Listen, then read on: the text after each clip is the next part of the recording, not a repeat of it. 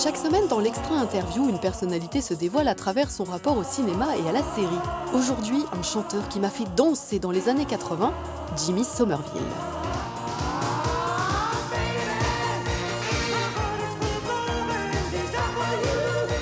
« 30 ans après, il est toujours là, avec cette fois-ci un album hommage au disco. Homosexuel assumé dès ses débuts au sein du groupe Bronski Beat, puis avec The Communards, cet Écossais aux fortes convictions a multiplié les tubes.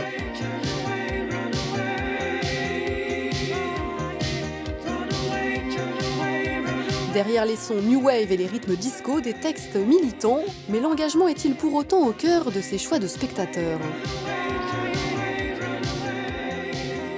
When I was young, I was dancing on disco, but I realized later that the lyrics were important too. It's really sometimes a misunderstood music. Because it's really interesting because, you know, you have people, they have this idea that disco is beneath them, and yet once they hear some disco, you know, it's the feet on the floor that starts to tap, because it's infectious. It comes into your being, and it's also comes from a place which there's a strong social political connection to. But I did not know that. You know, because disco is somewhere that people on the margins, people who are marginalised, were coming together to meet and to dance and to talk, and especially if you were black, if you were gay.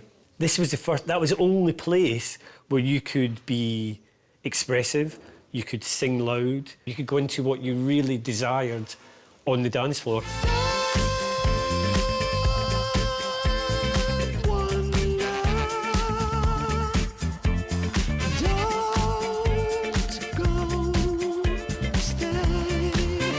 What about movies about disco? Well, that's just sadly the disco in films is more like Can't Stop the Music and Thank God It's Friday, and then Xanadu, so it's not the best movies.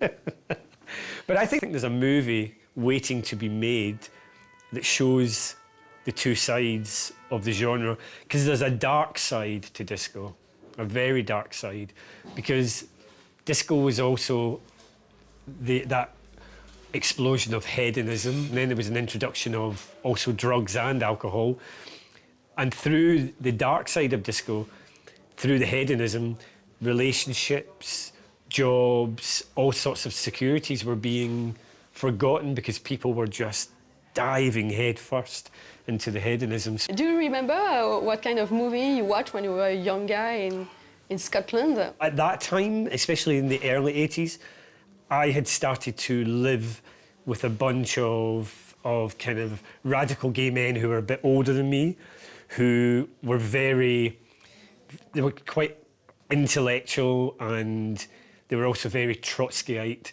So because I was living with them, I was fed all this stuff like Pasolini and stuff that I hadn't seen. It's really strange. The Pasolini movie was shown in a cinema, and I remember we went to see it, and then the cinema was closed down because they hadn't got a license to show it. It was the 120 days of Salo, 120 days of sodomy, and I remember watching it thinking, "Oh my God, where was this made?"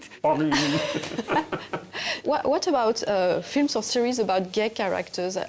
Is that important to be aware that there is still some progress to be made? It's a very difficult one, because in the end, it's like the ideal would be that the character, it wouldn't be about their sexuality, it would be about the character. But sadly, still, when you see gay or lesbian characters, especially gay men in a lot of productions, there always has to be this exaggeration of their personality, or there's always a tragedy involved, or... But it's not only about caricature. I don't know, for example, Brokeback Mountain by Ang Lee. It was a beautiful love story with, I think, no Yes. caricature in it. Brokeback Mountain is quite incredible. It's a great film. But again, it's like, there's just a kind of big sigh at the end. I remember actually I left the cinema when I saw Brokeback Mountain, and there was a young man and a young woman who had been to the cinema and they left the cinema and they were holding hands. And the film had really made me very emotional. And I was on the street and I went into this tirade about this is so easy for you, it's just the most natural, normal thing for you to do. And they didn't deserve to have my tirade. But it tapped into the still young, angry gay man who still knows that if two men were to do this, they would have to be very, very aware of where they were doing this. So it tapped into that. Do you expect movies to be committed also, to be social, to make a think, or can you watch, just silly stuff also? It's kind of strange because I can watch something and I can be aware that, okay, this is not exactly the most challenging, but I can then accept it for what it is. We have a channel that's called the Horror Channel. At the moment, I'm completely obsessed because it's full of such bad 80s horror that it's amazing. I really don't like to watch factual movies that are based on true stories where suddenly 5 people are lynched because of the colour of their skin. I don't want to watch that on screen. I inform myself enough and I understand the gravity of discrimination and suffering through sexuality or colour or whatever. So I'm quite limited to sometimes what I watch. So I just watch the Horror Channel.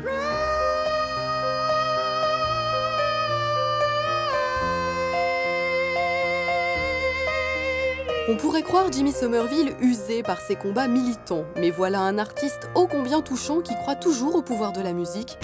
Son dernier album est un concentré d'ondes positives, quelques grammes de disco dans un monde de brut.